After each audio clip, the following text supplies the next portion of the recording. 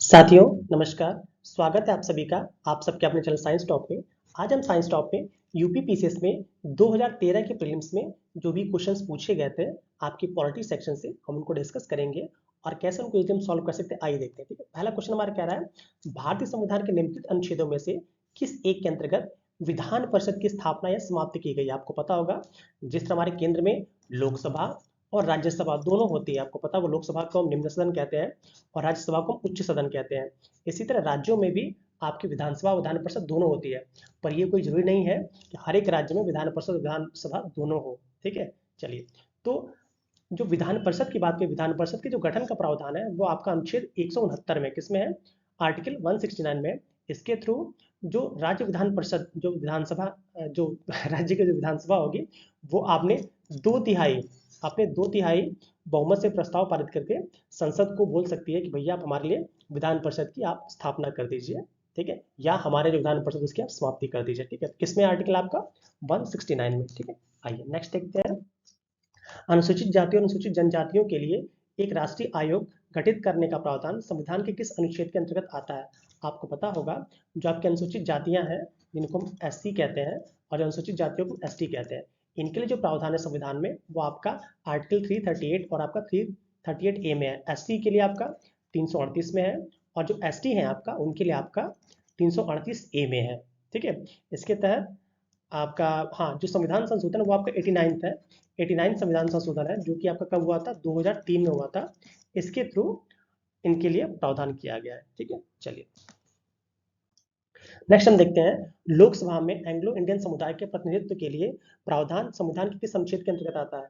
आपको पता है आता है, अब नहीं आता है क्योंकि बीजेपी गवर्नमेंट ने, आपको पता होगा कि 2020 से प्रावधान खत्म हो चुका है। 2020 से प्रावधान खत्म हो चुका है क्योंकि क्वेश्चन 2013 का तो उस समय के लिए तो आपका 331 था, बट इस समय के लिए क्वेश्चन नल एंड वॉइड है क्योंकि इस समय एंग्लो इंडियन के लिए 2019 में प्रस्ताव पारित हुआ था और बोला गया कि 2020 से जो भी चुनाव होंगे उसमें एंग्लो इंडियन के लिए विधानसभा और केंद्र सभा सॉरी लोकसभा और विधानसभा किसी भी राज्य का हो उसमें एंग्लो इंडियन के लिए कोई भी सीट अब रिजर्व नहीं की जाएगी। ठीक है, तो क्वेश्चन को छोड़ देते हैं।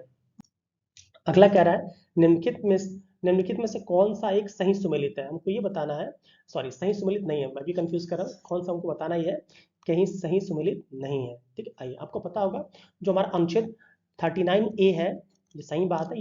ये देखिए सारे के सारे डीपीएसपी के, आपको पता होगा डीपीएसपी ये बहुत ही इंपॉर्टेंट है, यहाँ से क्वेश्चन आता ही है। ठीक है, डीपीएसपी केंद्र से क्वेश्चन राज्य के नीति निदेशक तत्व बोलते हैं हिंदी में, यहाँ से क्वेश्चन आना ही आना है। ठीक है, फिक्स एक क्वेश्चन आएगा। चलिए आपको पता है जो आर्टिकल 39A है ये समान न्याय और निःशुल्क विधिक सहायता की बात करता है। बिल्कुल सही बात है, ये सही है। आपको पता होगा ये भी हर बार पूछा जा रहा है जो अनुच्छेद 40 होता है वो ग्राम पंचायतों गठन से संबंधित है। आर्टिकल 44 आपको पता बहुत हल्ला हो रहा है, ये भी संबंधित है किससे, आपका समान नागरिक संहिता, इसको कहते हैं यूनिफॉर्म सिविल कोड। बट जो हमारा आर्टिकल 48 है कि न्यायपालिका एवं कार्यपालिका एक पृथक्करण वाला है, ये आर्टिकल 50 में है। जो न्यायपालिका और कार्यपालिका के पृथक्करण की बात की जाती है आर्टिकल हमारा 50 में ना कि 48 में है। 48 जो आर्टिकल है वो हमारा कृषि और पशुपालन से, किससे, हमारा कृषि और पशुपालन से। तो कौन सा ऑप्शन हमारा गलत हो जाएगा, हमारा डी, बाकी सारे सही है। ठीक है, आइए अगला क्वेश्चन देखते हैं। अगला क्वेश्चन कह रहा है किस समिति ने लोकतांत्रिक विकेंद्रीकरण और पंचायत राज की सिफारिश सिफारिश की, उसका सभापति कौन था। आपको पता होगा महात्मा गांधी साहब तो होंगे नहीं, कुंजलू साहब भी नहीं हो पानी, कोई नहीं था इसमें। कौन बचा, बलवंत राय मेहता साहब। आपको पता होगा जो केंद्र राज्य संबंध है इसके लिए सबसे जो बैठी थी कमेटी, उसकी जो सिफारिश दी गई थी जिनके माना गया था वो आपके बलवंत राय मेहता साहब, जिनको बी आर मेहता साहब कहते हैं। उन्होंने कब दिया था, 1957 में दिया था। हम इन्हीं को मानते हैं। ठीक है, अगला क्वेश्चन देख रहे हैं पंचायत समिति के सदस्य। अब देखिए कैसे इसको हटा सकते हैं। ये बताइए जो पंचायत समिति के सदस्य होते हैं जिसको क्षेत्र पंचायत भी कहते हैं, भाई हम ही जनता, आपको पता है यूपी में बिहार का नहीं पता मुझे, यूपी में आपको पता है कि हम ही चुनते हैं। तो आपको पता है इसके लिए क्या करते हैं भाई, प्रत्यक्ष रूप से जनता चुनती है। कौन चुनती है, जो जनता होती है वो प्रत्यक्ष रूप से चुनती है कि भैया हमारे यही पंचायत समिति के सदस्य होंगे। ठीक है, मनोनीत नहीं किया जाता इसको। ठीक, चलिए अगला देखते हैं। नेक्स्ट कह रहा है निम्नलिखित में से कौन सा एक संवैधानिक निकाय नहीं है। अरे आपको पता होगा कैसे, देखिए जो संघ लोक सेवा आयोग किसमें आपका आर्टिकल 315 में है। राज्य लोक सेवा आयोग ये भी आपका आर्टिकल 315 की एबीसी में आ जाएगा। वित्त आयोग ये आर्टिकल 280 में है। और ये भी तीनों ही आपके किसी ना किसी आर्टिकल में सारे क्या हुए, संवैधानिक निकाय हो गए। बचा हमारा क्या, योजना आयोग। योजना आयोग पता होगा ये एक संवैधानिक निकाय नहीं है। ठीक है, क्योंकि इसका जो गठन है वो 2050 सॉरी 1950 में किया गया था। ठीक है, और इसमें ये खत्म हो चुका है। इसका नया नाम क्या है, आपका नीति आयोग। क्या नाम है इसका, नीति आयोग। और ये नीति आयोग कब बना है आपका? 2015 में। कब बना है आपका? 2015 में। ठीक है, आइए अगला क्वेश्चन देखते हैं। संसद के सूचना अधिकार अधिनियम को राष्ट्रपति के भारत के राष्ट्रपति की स्वीकृति कब प्राप्त हुई? ठीक है, ये डेट है, अगर आपको याद हो तो ठीक है, अदरवाइज इसको तो भाई कोई भी याद नहीं कर पाता है। तो याद रखिएगा, जो आपका संसद का सूचना का अधिकार अधिनियम है, इसके लिए बहुत से लोगों ने बहुत अच्छे अच्छे कार्य किए थे। अरविंद केजरीवाल जी यहीं से बहुत ज़्यादा फेमस हो गए थे। ठीक है, तो इसको जो राष्ट्रपति से जो स्वीकृति प्राप्त हुई है वो 15 जून 2005 को प्राप्त हुई थी। ठीक है, बस हिस्ट्री क्वेश्चन होना चाहिए, बट ठीक है, इसको हम ले लेते हैं यहाँ पे। अगला क्वेश्चन कह रहा है, अनुपातिक प्रतिनिधित्व की व्यवस्था निर्वाचन की प्रणाली के रूप में सुनिश्चित करती है। आपको पता होगा, जो आपकी अनुपातिक प्रतिनिधित्व व्यवस्था है, कि ये देखती है कि अल्पसंख्यकों का प्रतिनिधित्व, कि भाई ऐसा ना हो कि जो अल्पसंख्यक वो बिल्कुल गायब ही हो जाए, तो उनके तो अनुपात में, जनसंख्या के अनुपात में चुना जाता है। तो ये अल्पसंख्यकों को प्रतिनिधित्व प्रदान करने के लिए अनुपातिक प्रतिनिधित्व व्यवस्था की जाती है। अगला क्वेश्चन देखते हैं, हमारे संविधान के किस भाग में तीनों सोपानों में पंचायतें बनाने की परिकल्पना की गई? आपको पता होगा, जो हमारा भाग 9 है, कौन सा? हमारे संविधान का भाग 9 है, इसमें भी कौन सा हमारा हो जाएगा? 9 का 2 आ जाते हैं। इसी के तहत ही 3 सोपानों में पंचायतें बनाने का आपकी परिकल्पना की गई है। ठीक है, आपको पता होगा ये। चलिए अगला क्वेश्चन देखते हैं, निम्नलिखित में से कौन राज्य सरकार तथा स्थानीय है, ये स्थानीय शासन के बीच राजस्व बंटवारे के लिए उत्तरदायी है? आपको पता होगा, देखिए यहाँ केंद्र की बात नहीं की जा रही है, केंद्र राज्य संबंध हो तो अलग चीज होती है। यहाँ पे क्या बोला है हमारा, अगर केंद्र राज्य संबंध हो तो वित्त आयोग की बात करते हैं हम। यहाँ हमारे क्या है, यहाँ हमारा राज्य सरकार और स्थानीय सरकार है, तो राज्य सरकार और स्थानीय सरकार के बीच में जो होगा, तो इसके लिए क्या होगा? राज्य वित्त आयोग। कौन रिस्पॉन्सिबल होगा? हमारा राज्य वित्त आयोग। राज्य वित्त आयोग किसमें? आर्टिकल 243 में। किसमें है? 243 में है। इसमें बहुत से आर्टिकल है, तो 243I F कुछ भी हम बोल सकते हैं। ठीक है, चलिए अगला क्वेश्चन देख रहे हैं, भारत के सर्वोच्च न्यायालय के संबंध में निम्नलिखित में से कौन सा कथन सही है? सही बताना हमें। हाँ, इसका केवल मूल क्षेत्राधिकार है। अरे भाई ये कौन सा, ये पहले गलत हो गया भाई।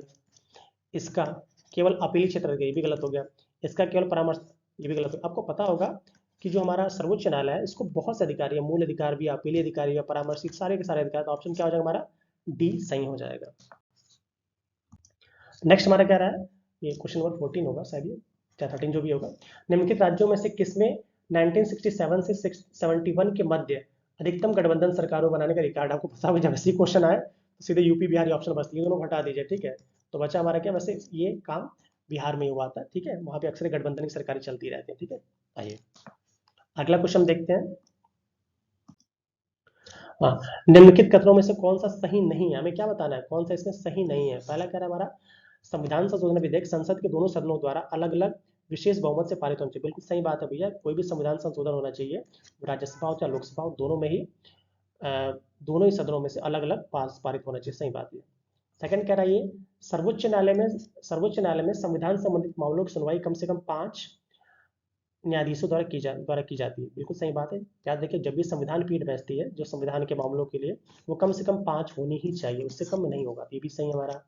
सी कह रहा है हमारा, प्रेस की स्वतंत्रता, मूलाधिकार, वाक स्वतंत्र और अभिव्यक्ति स्वतंत्रता। हाँ, ये भी सही है, आपको पता है आर्टिकल 19 में सारे आ जाएंगे। बचा हमारा क्या, जाकिर हुसैन भारत के प्रथम, नहीं भाई जाकिर हुसैन का, आपको पता होगा डॉक्टर सर्वपल्ली राधाकृष्णन साहब जो थे, वही भारत के प्रथम उपराष्ट्रपति थे, जो कब से कब तक थे, 52 से लेके 1952 से 62 तक थे। ठीक है, 10 साल तक थे। हाँ, ये भारत के द्वितीय उपराष्ट्रपति हमारे डॉक्टर जाकिर हुसैन साहब थे। ठीक है, चलिए इस तरह ये चैप्टर आपको खत्म हो गया। अगर आपको हमारा कार्य अच्छा लगता है, प्लीज़ हमारे चैनल को लाइक शेयर और सब्सक्राइब करिए, और जो भी आपके अवेलेबल कमेंट्स उसको प्लीज़ कमेंट बॉक्स में जोड़ दीजिए। तब तक के लिए जय हिंद, वंदे मातरम।